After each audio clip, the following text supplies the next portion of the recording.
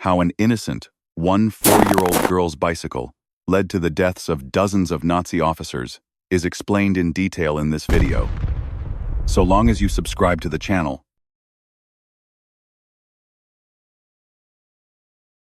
The story of Freddie and Truus Oversteegen did not begin with gunshots, but with a lullaby on the deck of an old barge in the village of Schoten, near Haarlem. They were born in 1925 and 1923, respectively, and their childhood was steeped in poverty, but also in an incredible, almost fanatical adherence to principle. Their family lived on the water, in cramped cabins where it was so cold in winter that their breath turned to steam. When Freddie was still very young, their parents divorced. This event left a scene in her memory worthy of a sad French film. Her father, standing on the bow of a departing ship, singing the farewell song, Adieu. She barely ever saw him again. On the 10th of May, 1940, this lesson ceased to be theory. Nazi Germany invaded the Netherlands. The Dutch army resisted for only 5 days. Freddie was 14 years old, a child with tight braids. Truus was 16. The occupation descended upon the country instantly. The streets filled with gray uniforms, flags with swastikas hung from buildings, and the air became heavy with fear. Freddie recalled those days with a shudder. The Germans didn't just walk in, they kicked doors down with rifle butts, and that crash echoed through the whole neighborhood. They were always shouting. People were dragged out of their homes, and we knew we would never see them again. But the Oversteegen family did not hide.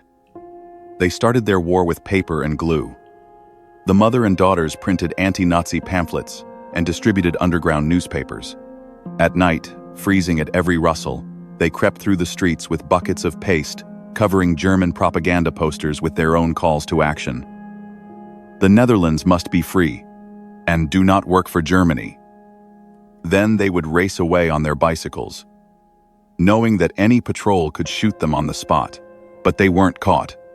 Who in their right mind would suspect 2 schoolgirls? Their audacity was noticed by Frans van der Wiel, commander of the Haarlem Council of Resistance. In 1941, he came to their home. He knew that Treintje was hiding people, but he needed fighters for more active measures. But van der Wiel was a professional of the old school. He couldn't risk the network by trusting teenagers without a test. The test was brutal.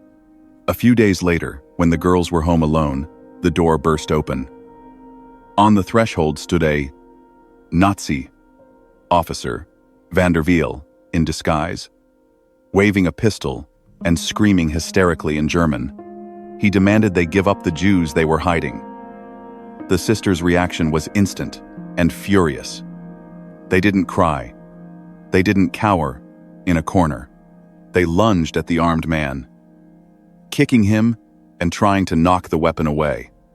They were ready to die, but not to betray. Van der Wiel ended the act, took off his cap, and said, "You passed." It was then that he explained the essence of their new job. Training took place in the damp basement of an abandoned potato shed. There, underground, instructors taught the girls to disassemble and reassemble pistols, aim in the dark, and stay calm when their hearts were ready to leap out of their chests. But their main weapon wasn't Walthers or Brownings, but their youth. The Nazis, blinded by their own ideology, saw the Dutch girls only as potential brides or harmless children. Freddie and Truus learned to exploit this delusion. The woman gave her name, suspecting nothing. Freddie nodded, confirming there was no mistake. She pulled a pistol from her bicycle basket and fired. The woman fell dead. Later, Freddie described this moment as the most terrifying of her life. Not the shot itself, but what followed. "The first thing you want to do when you shoot someone is help them up," she said. "It's a human instinct. You see a person fall, and you want to catch them, even if you were the one who just pulled the trigger." This paradox haunted her all her life. In 1943, the duo turned into a trio. They were joined by Janetje Hani Schaft. She was different, the daughter of a teacher, a law student at the University of Amsterdam. She dreamed of becoming a human rights activist. But when the Nazis demanded students sign a declaration of loyalty to the Reich, Hani refused. She was expelled, and she went underground. Hani had a look that was impossible to hide. Pale skin, green eyes, and a mop of fiery red hair. Van der Wiel tested her just like the sisters, giving her an unloaded gun and ordering her to shoot him. Hani pulled the trigger, and upon learning the truth, became part of the team. The three of them were a perfect weapon. Hani was the intellectual and strategist, Truus the fearless leader, Freddie the agile scout. Together they derailed ammunition trains, saved Jewish children by smuggling them across the border, and continued hunting traitors. Collaborators were a priority target. They were the cancerous tumors of our society, Truus said. They couldn't be judged. The prisons didn't work. They had to be surgically removed. By 1944, the Nazis knew that the girl with the red hair was operating in Haarlem. Hani became a symbol of an elusive threat. She dyed her hair black, wore glasses with plain glass, and changed names. But the net was tightening. Tragedy struck close in June 1944, during an assassination attempt on the traitorous police officer Willem Ragut. Hani's partner, Jan Boonkamp, was mortally wounded. Dying in the hospital, under the influence of drugs and deception, an agent was sent to him posing as a friend. He gave up Hani's address. The Nazis arrested her parents and sent them to a concentration camp. Hani was broken by grief but continued the fight. On the 21st of March 1945, with only weeks remaining until the end of the war, her luck finally ran out. Hani was riding her bike through a checkpoint, carrying banned communist newspapers, De Waarheid, The Truth, and a pistol. She was stopped for a check. They found everything. She was interrogated for weeks in an Amsterdam prison. Gradually, the dye washed out of her hair, and the treacherous red color showed at the roots. The Germans rejoiced. They had caught the legend. Hani was tortured, but she remained silent.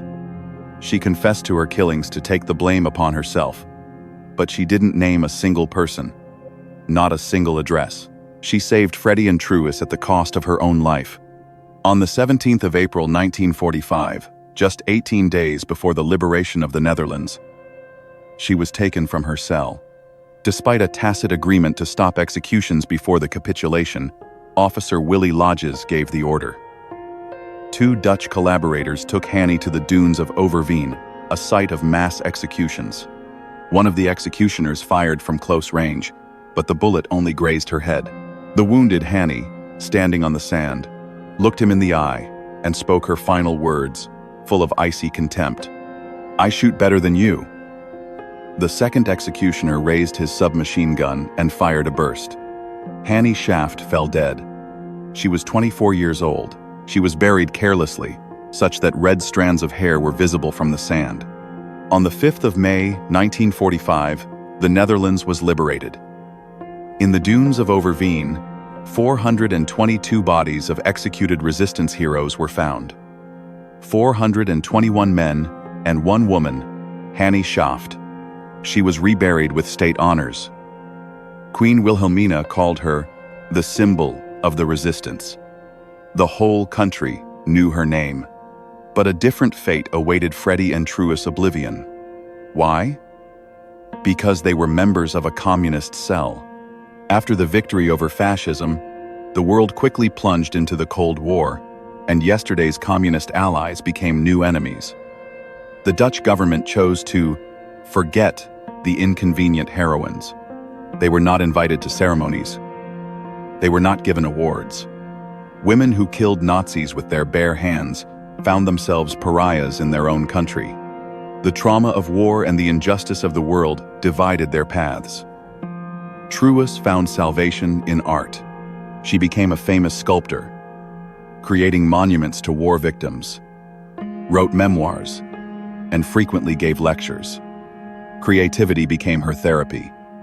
Freddie chose silence. She married Jan Decker, had 3 children, and tried to build the normal life she didn't have in her youth. But the war wouldn't let go. She suffered from severe insomnia and nightmares. The sound of gunshots, the faces of the dead, the fear of arrest, it all came back to her at night. Every year on May 4, Remembrance Day, she woke up with a feeling of inexpressible horror and pain. When curious journalists, decades later, asked her, "How many people did you kill?" Freddie always gave the same answer: "You don't ask a soldier that." She never gave a number. Some say the trio accounted for more than 100 Nazis and traitors. But for Freddie, this wasn't a statistic, but a burden she carried alone. Recognition came criminally late. For almost 70 years, they lived in the shadows. Only in 2014 did Prime Minister Mark Rutte officially invite the sisters to a ceremony and award them the Mobilization War Cross. Freddie was 89, Truus was 91. Freddie's son recalled that it was the happiest day of his mother's life, the day her country finally said, "Thank you." Freddie Oversteegen died in 2016 at the age of 92. Freddie passed away 2 years later, on the 5th of September 2018, one day before her 93rd birthday. Until the very end, Freddie remained loyal to her fallen friend. She regularly visited Hannie Schaaf's grave, bringing red roses, a symbol of their shared struggle and spilled blood. In one of her last interviews, Truus spoke words that became the epitaph of their incredible lives. It was the very advice their mother gave them before they went underground. When you have to make a decision, it must be the right one. And whatever you do, you must always remain human. They killed so others could live. They lost their childhood so others could have a future. And, despite all the evil they passed through, they remained human.